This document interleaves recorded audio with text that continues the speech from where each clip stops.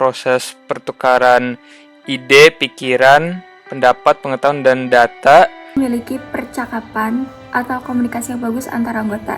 Komunikasi yang bertujuan agar komunikan atau penerima pesan memahami dan mengerti mengenai pesan yang disampaikan oleh komunikator pemberi pesan. Effective conversation in teamwork adalah salah satu faktor untuk meningkatkan motivasi sebuah tim agar bisa mencapai tujuan dan kinerja yang efektif. Dengan efektif di sini maksudnya baik dan benar itu bisa ngebangun sebuah kedekatan antara anggota sehingga membangun sebuah kerjasama yang baik dan meningkatkan produktivitas semua anggotanya juga. Jadi bukan hanya sekedar satu anggota ke satu anggota yang lainnya, tapi satu anggota ke seluruh anggota lainnya itu memiliki komunikasi yang bagus, dan juga selain komunikasi juga bisa membangun chemistry yang bagus. Ketika kita berkomunikasi secara efektif, pengirim maupun penerima merasa puas. Bukti dari pemahaman tersebut berupa umpan balik sesuai dengan yang dipahami oleh komunikan, dapat berupa sikap dan perilaku komunikan. Effective conversation in teamwork memiliki peran yang sangat penting seperti meningkatkan kemampuan untuk menyelesaikan masalah, mengedekan satu sama lain. Komunikasi yang nantinya akan menghasilkan suatu tindakan, entah itu tindakan secara langsung ataupun bisa dapat berupa planning. Jika rekan Anda memberikan apa yang Anda maksudkan, berarti komunikasi yang berlangsung dapat disebut efektif karena dapat langsung dipahami oleh penerima pesan.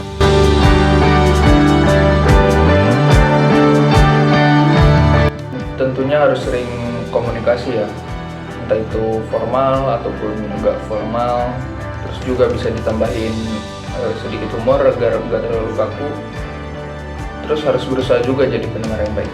Dengan berinteraksi selama jam istirahat, berdiskusi tentang topik informal, dan bersikap ramah dan dalam proses pendekatan tersebut, cara ini akan mengembangkan hubungan baik antara kamu dan anggota tim yang lain.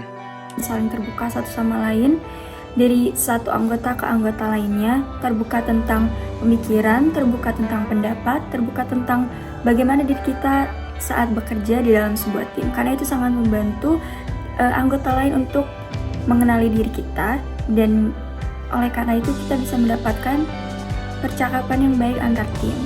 Memberikan informasi dengan jelas, mendengarkan lawan bicara atau rekan tim yang berbicara, membangun kepercayaan. Pertanyaan dan diskusi. Setiap orang yang ada di dalam tim pasti mempunyai kekuatan dan sesuatu yang berharga untuk disumbangkan kepada tim. Mendorong pertanyaan terbuka akan membuat anggota tim bisa mengungkapkan ide dan pendapat mereka. Yang kedua, menggunakan bahasa tubuh yang benar. Hampir 97% dari semua komunikasi adalah bahasa nonverbal, yang artinya bukan apa yang kamu sampaikan kepada orang lain, tetapi pesan yang dikirimkan kepada mereka tanpa mengucapkan sepatah kata apapun. Oleh karena itu, mulailah tersenyum kepada orang lain saat bertemu dan lakukan kontak mata dengan mereka ketika berbicara. Percakapan yang baik itu kan yang penting bahasanya sopan, terus gak semena-mena gitu sama antar anggota tuh gak saling menjelekan.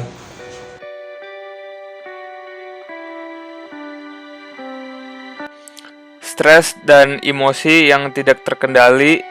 Saat Anda stres atau kewalahan secara emosional, Anda cenderung salah membaca orang lain. Menurutku sikap egois sih, kayak dia hanya nunggu untuk disapa duluan atau nggak mau memulai topik pembicaraan, terus sering ribut dan bertentangan juga, kayak saling bantah-bantahan gitu lah. Menutup diri kepada anggota lain, jadi seperti terhadap anggota A kita sangat amat akrab dan membuka diri, tapi dengan anggota lainnya kita menutup diri karena itu akan menghambat komunikasi dalam tim dan yang pastinya akan mempengaruhi teamwork. Ya, memotong pembicaraan seseorang sering terjadi, dan perhatikan nada bicara kepada rekan tim kita. ketidakmampuan kita dalam mendengarkan orang lain. Seperti yang kita tahu, aktif mendengarkan adalah aspek penting dalam komunikasi efektif. Anda tidak akan terlibat dengan seseorang jika tidak mendengarkan mereka. Yang kedua, konflik di tempat kerja. Konflik dapat terjadi di mana saja dan kapan saja.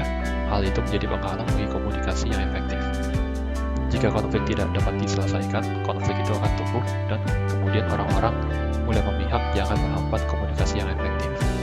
Mengirim signal nonverbal yang membingungkan atau tidak tepat dan terjemus ke dalam pola perilaku spontan yang tidak sehat. Ketika adanya sebuah komunikasi, ya, karena untuk menjalani atau membangun itu semua ya kan kita butuh komunikasi antar sesama, antar anggota. Kalau misalkan komunikasinya udah kurang, gimana caranya? Kedua, udah terjadi kan, kalau udah terjadi komunikasi tapi komunikasinya itu jelek, kayak adanya konflik di dalamnya itu kayak berantem lah atau masalah internal segala macem, nah itu juga yang bikin hancur gitu pas lagi proses membangun effective conversation ini. Itu harus dihindari.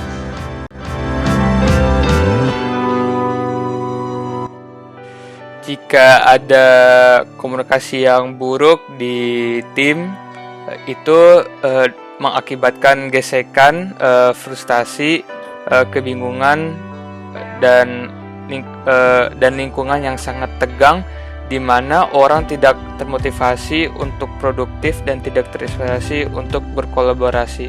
Tentunya pasien yang diberatkan salah satu anggotanya, dia menanggung beban tugas tim sendirian, dan juga ada yang tidak mengerti apa sih hasil kerja timnya ini gitu. Yang pastinya anggota di dalam grup akan mengalami ketidakkompakan, dan ketidakkompakan itu akan mengakibatkan visi misi teamwork yang berbeda, dan cara kerja dalam teamwork yang berbeda juga itu akan menghambat pekerjaan yang seharusnya selesai. Dan kekurangan komunikasi dalam teamwork itu juga bisa menimbulkan kesalahpahaman dan perbedaan pendapat yang begitu banyak, dan saling memihak tanpa ada musyawarah. Ya, kita ajarkan cara berkomunikasi dengan benar menurut saya gitu. Ya, buat saya obrolan yang kurang baik dalam sebuah teamwork itu sangat berpengaruh sekali ya. Soalnya dengan adanya komunikasi yang baik yang terjalin antar sesama anggota dalam sebuah tim itu sangat berpengaruh untuk proses kedepannya gitu.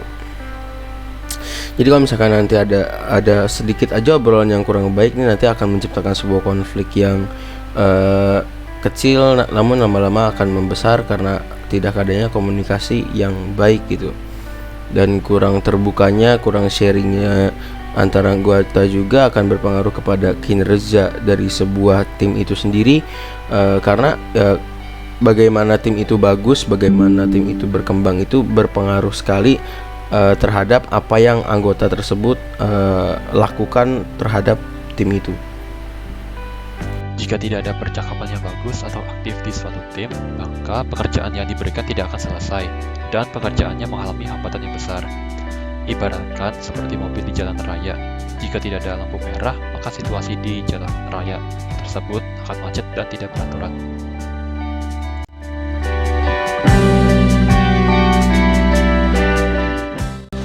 Kita harus kasih tahu kalau cara komunikasi yang bagus itu kayak gimana dengan bahasa yang baik dan benar. Jangan sampai pas kita ngasih tahu nih kita malah nyinggung dia, terus nanti dia jadi bad mood, jadi gak bagus juga. Menurut saya ada berbagai cara untuk memperbaiki komunikasi yang bagus, seperti menggunakan bahasa yang sederhana dan mudah, menggunakan pola kalimat yang sederhana, karena kalimat mengandung banyak anak kalimat akan membuat pesan sulit dimengerti. Menurut saya mendengarkan lawan bicara, mengajukan pertanyaan, memberikan informasi dengan jelas, mengombinasikan komunikasi verbal dan nonverbal, membangun kepercayaan, mencegah dan mengatasi masalah, mendapat pengarahan dan meningkatkan kekompakan. Tentunya memperbaiki hubungan ya, entah itu antar timnya atau dengan individunya, bisa dengan ngajakin dia terus, ngajak dia ngobrol. Hal yang pertama harus dilakukan adalah dengan mendekati anggota tersebut atau kita membuka diri terlebih dahulu kepada orang itu, lalu kita mempengaruhi dia untuk juga membuka diri dia, sehingga kita bisa mendapatkan komunikasi yang bagus dan dia juga bisa bekerja dengan mudah dan dengan ringan di dalam teamwork. Menurut saya, kita ajak ngobrol aja rekan tim kita. Ntar lama-lama juga bagus gitu.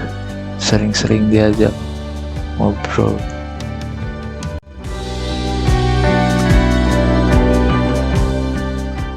Itu kan bakalan tumbuh kalau misalkan adanya rutinitas dalam produktivitas gitu. Apalagi kalau misalkan produktivitasnya itu dilakukannya dengan senang hati. Nah, untuk mencapai itu semua tuh kita dalam suatu organisasi harus ngebangun komunikasi yang bagus juga. Jadi dengan komunikasi yang bagus, terjadi kerjasama yang bagus dan menghasilkan sebuah produk yang bagus juga gitu. Jadi lebih penting mana? Lebih penting komunikasi ketimbang skill. Menurut saya, mengembangkan communication skill dapat membantu semua aspek kehidupan kita dalam keseharian. Contoh pentingnya adalah di kehidupan profesional, kemampuan untuk mengkomunikasikan informasi secara akurat dan jelas adalah keterampilan hidup yang vital dan sesuatu yang tidak boleh diabaikan. Menurutku yang lebih penting itu ya effective conversation ya, soalnya setiap individu pasti mempunyai skill yang dikuasainya masing-masing. Tapi dengan effective conversation bisa membuat skill yang dimiliki individu tersebut saling melengkapi dalam melakukan tugas tim nanti. Jadi semuanya mempunyai porsi masing-masing ketika sedang berkomunikasi. Conversation dalam teamwork itu jauh lebih penting karena ketika sebuah teamwork memiliki komunikasi yang bagus antara setiap anggotanya, itu akan mempermudah tim bekerja dan akan memberikan waktu yang lebih cepat tim untuk bekerja secara lancar. Sedangkan skills itu memang semua orang membutuhkan skill, tetapi jika terlalu banyak skill yang berada dalam sebuah teamwork, maka akan menimbulkan kecenderungan seperti egois dan menutup diri dan ini lebih baik daripada anggota yang lain. Menurut saya, untuk zaman sekarang, skill sih yang diperlukan. Skill tuh kalau tidak ada skill, Anda tidak terima kemana-mana. Kalau effective conversation itu masih bisa diasah, masih bisa dibina lah, seperti itu.